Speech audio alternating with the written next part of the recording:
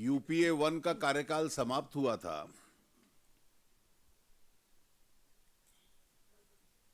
तो एक टिप्पणी सरकार किया करती थी कि हमारे पास अपनी ताकत पर सरकार चलाने की क्षमता नहीं थी, वामपंथियों के भरोसे सरकार चल रही थी और इसलिए निर्णय लेने की प्रक्रिया एक कठिन थी।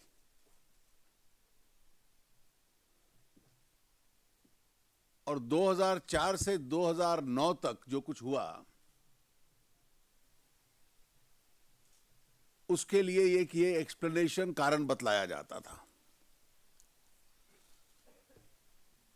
2009 के चुनाव में तो यूपीए को अपनी ताकत पे ही 262 सीटें मिल गई थी। कुछ बाहर के साथियों का भी समर्थन था और इसलिए सरकार की स्थिरता पर कभी संदेह नहीं था। और एक बड़ी उम्मीद के साथ यूपीए 2 आई थी।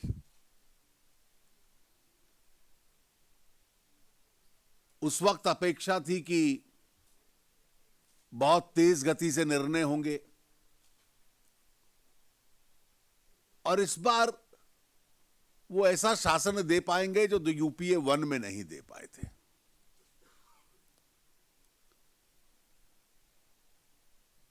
चुनाव जीतना, री इलेक्ट होना, उसके साथ भी एक आत्मविश्वास आता है। दूसरी बार लगातार इतने बड़े देश में चुनाव जीतना सरल नहीं होता।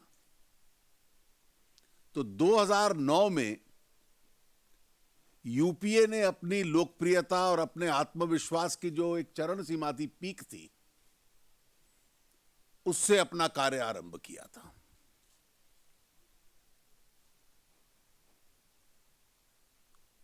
हम लोगों को तो स्वाभाविक था कि विपक्ष की भूमिका निभानी थी। भ्रष्टाचार के इतने बड़े कांड हुए जिसकी वजह से शासन की और सरकार के नेतृत्व की विश्वसनीयता एकदम टूट गई। तो पहला फीचर इनका था लॉस ऑफ क्रेडिबिलिटी।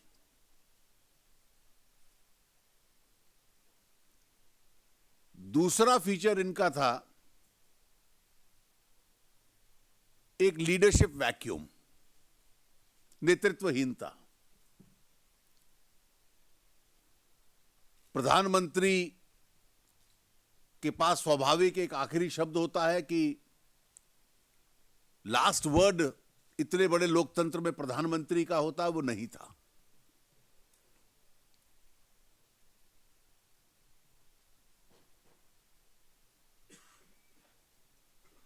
तीसरा फीचर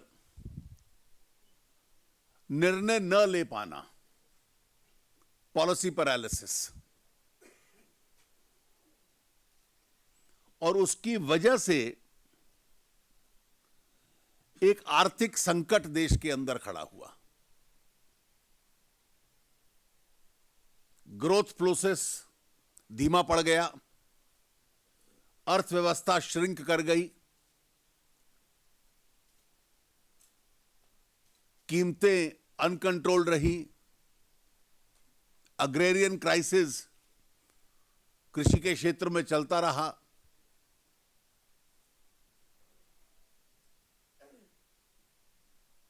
रुपए की कीमत कमजोर होती गई।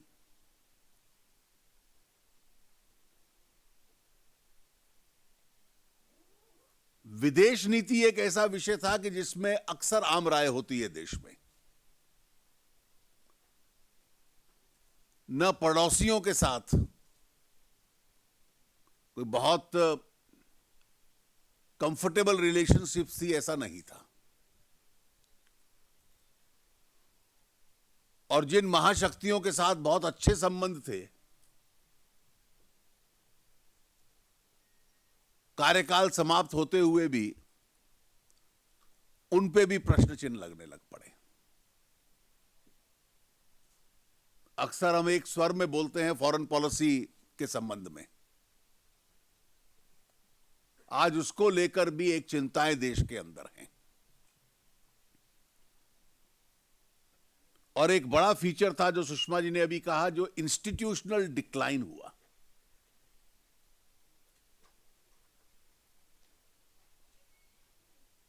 और इस सब का असर यह है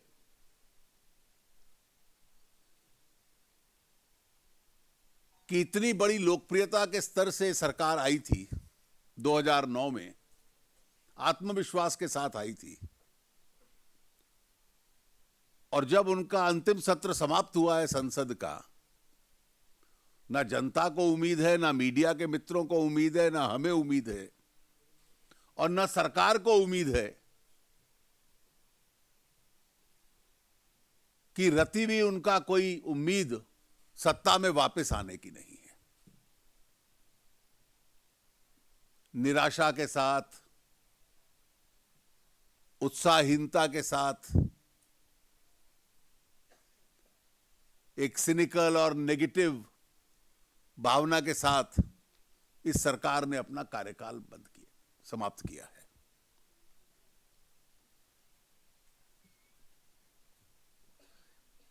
एक और सबक, लेसन सरकार के लिए है।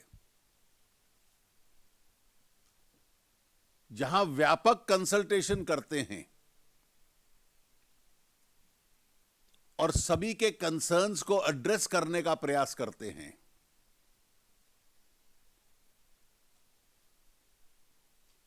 तो कठिन निर्णय भी लिए जा सकते हैं। जिन कानूनों का अभी सुषमा जी ने जिक्र किया, उनमें से कई उसके उदाहरण हैं। तेलंगाना लैंड बिल, ये बहुत कॉम्प्लेक्स लेजिस्लेशंस थे। जहां कंसल्टेशन से दूसरों का व्यू पॉइंट, विपक्ष का एडजस्ट करते हैं, वहां सरल होता है। और जहां केवल अहंकार के दम पर हमने निर्णय ले लिया है और लागू करेंगे, आप निर्णय ले लीजिए, उसको कार्यान्वित नहीं कर सकते। एफडीआई इन रिटेल उसका एक उदाहरण है। अहंकार के आधार पर शासन नहीं चल सकते। इतने बड़े लोकतंत्र में चर्चा करनी पड़ेगी, एक आम राय बनाने का कम से कम ईमानदारी से प्रयास करना पड़ेगा। नहीं बनती है तो वो दूसरा विषय है।